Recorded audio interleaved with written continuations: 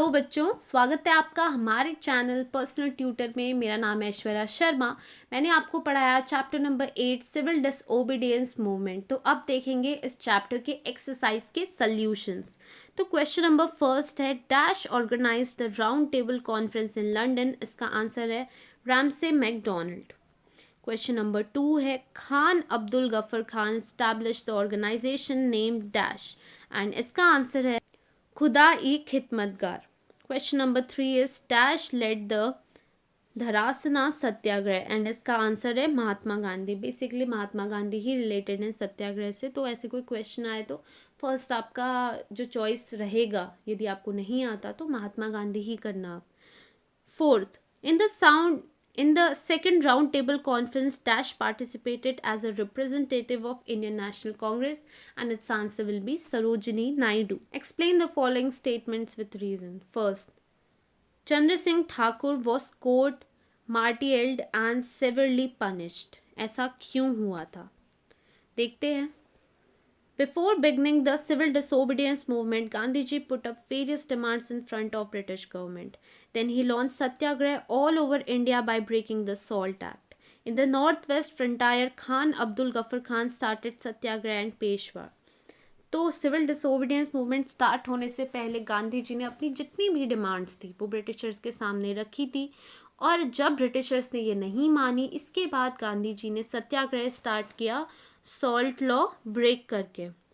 North west frontier में जो खान अब्दुल गफर खान था, उसने सत्याग्रह स्टार्ट किया था पेशवार में। Then the British government gave orders to the Garhwal Regiment to carry out open firing on the Satyagrahis, but Chandra Singh Thakur, an officer of Garhwal Regiment, refused to open the fire. He was court-martialed and was given a severe punishment. और British government ने Garhwal regiment के जो भी officers थे उन्हें order दिया कि सत्याग्रही पे ओपन फायर कर दो, खुले में उन पे फायरिंग करने लग, अंधाधुंध फायरिंग करने लग जाओ। और चंद्र सिंह ठाकुर जो कि घरवाल रेजिमेंट का एक ऑफिसर था, उसने ये ओपन फायरिंग करने से मना कर दिया। इसी कारण से उसे मार दिया गया, पहले पनिशमेंट दी गई एंड फिर उसे मार दिया गया। ऐसा इसलिए होता था क्योंकि ये ब्रिटिशर्स के ईगो पे लग जाती थी, एंड साथ ही साथ हमने तुम्हें एज अ ऑफिसर रखा है तो तुम्हें हमारे ऑर्डर्स मानने पड़ेंगे, नहीं मानोगे तो वो नौकरी से नहीं निकालेंगे। They will give that person severe punishment.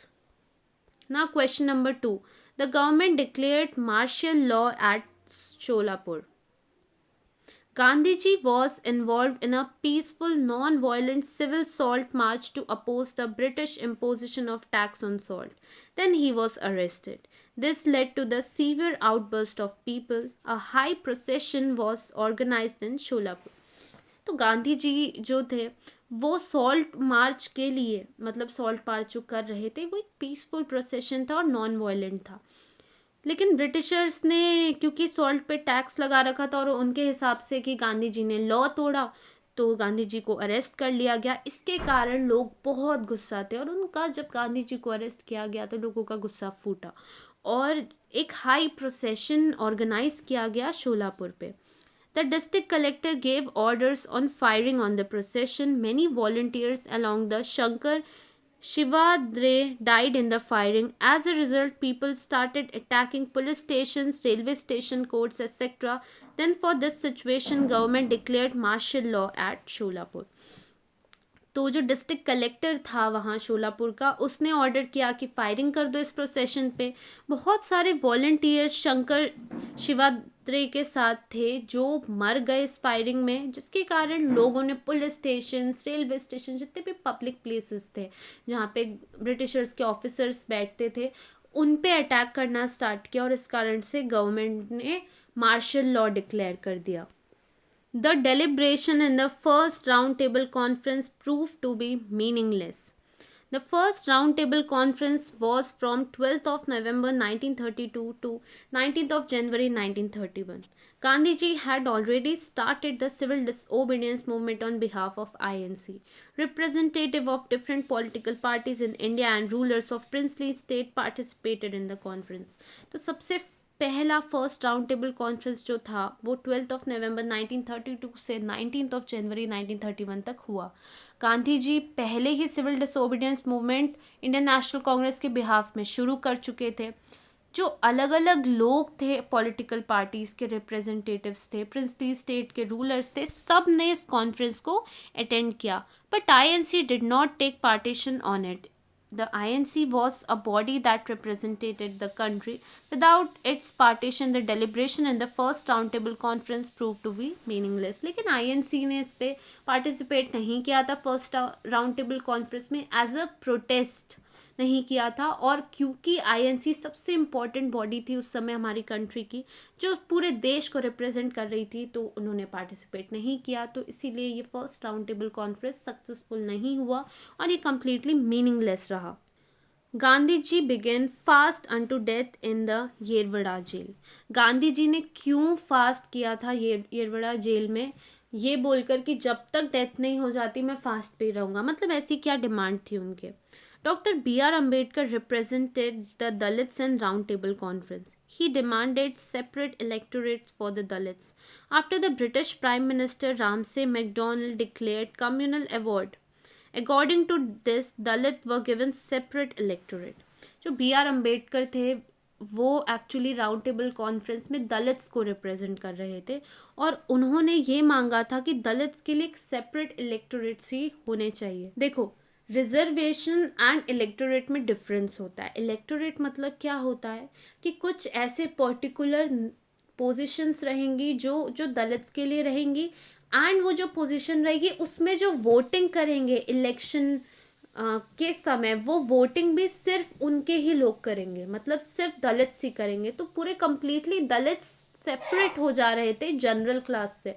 तो इस कारण से बहुत ज़्यादा डिफरेंसेस एंड बहुत ज़्यादा मतलब लोगों के बीच जो यूनिटी थी वो टूट जाती। इस कारण से गांधी जी इसका प्रोटेस्ट कर रहे थे और ब्रिटिश प्राइम मिनिस्टर इस चीज़ पे अग्री हो गए थे कि हाँ हम कम्युनल अवार्ड्स डिक्लेयर करेंगे और जितने भी दलित हैं उनको अपना सेपरेट इलेक्टोरेट दे देंगे।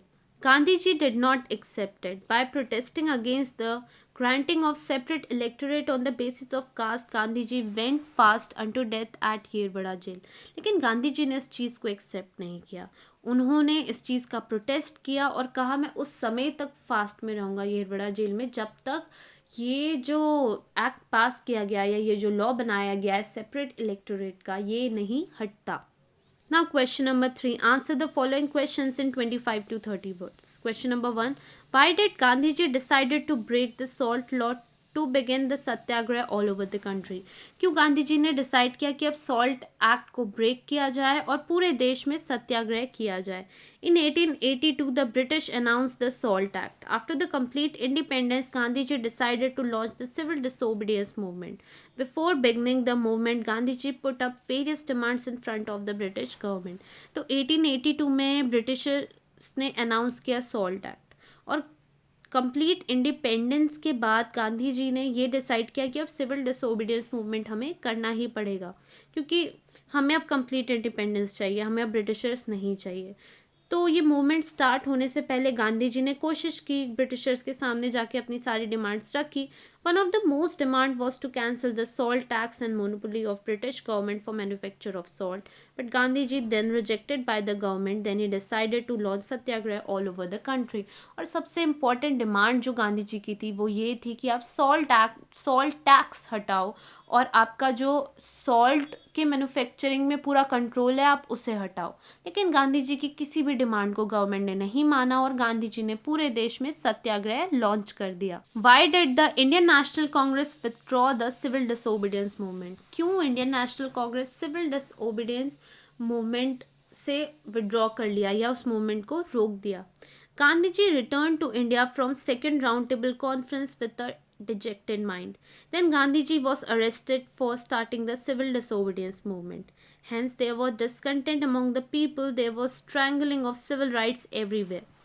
Gandhi ji second round table conference से आए ही थे, बहुत ज़्यादा उनको हर्ट हुआ था उस कॉन्फ्रेंस के बाद, क्योंकि अगेन वही दलित वाली प्रॉब्लम आ गई थी, सेपरेट इलेक्टोरेट वाली। और आते ही गांधी जी को सिविल डिसोबीडियंस मूवमेंट करने के जुल्म में अरेस्ट कर लिया गया था। इसी कारण से लोगों में अगेन डिसकंटेंट आ गया, उन्हें लग रहा था उनकी सिविल राइट्स का गला घोटा जा रहा है। The INC and its institution were declared illegal. Finally, Gandhiji withdrew the movement in 1934 and the face of civil disobedience movement came to an end. और इंडियन नेशनल कांग्रेस और उसके सारे इंस्टीट्यूशंस को इलीगल डिक्लेयर कर दिया गया। और फाइनली गांधी जी ने 1934 में ये मूवमेंट रोक दिया और सिविल डिसोबीडियंस मूवमेंट यहाँ पे ख़त्म हो गया। आपका question number 4, complete the following time line of civil disobedience movement. आपको पर्टिकुलर डेट्स दी हुई है एंड उस डेट्स के हिसाब से आपको बताना है कि क्या हुआ था इस तारीख को। फर्स्ट है 12 मार्च 1930। 12 मार्च 1930 में सॉल्ट मार्च फ्रॉम साबरमती आश्रम। सॉल्ट मार्च स्टार्ट हुआ था साबरमती आश्रम से। Then question number 2, 6 April 1930 and salt march at Dandi. और 6 अप्रैल 1930 में डांडी में सॉल्ट मार्च ख़त्म हुआ था, जहाँ पे सॉल्ट लॉ ब्रेक करके ये मार्च ख़त्म किया गया था। 23 अप्रैल 1930 Khan Abdul Ghaffar Khan started Satyagraha and Peshwa.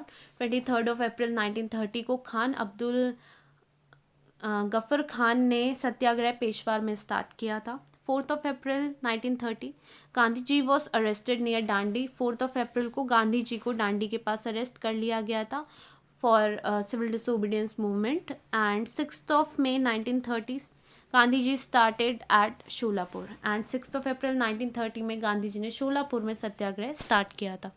तो यहाँ पे आपके चैप्टर के एक्सरसाइज सॉल्यूशंस ख़त्म होते हैं। यदि आपको कोई भी डाउट हो तो आप हमें श्योर कमेंट सेक्शन पे पूछ सकते हैं। Thank you for watching.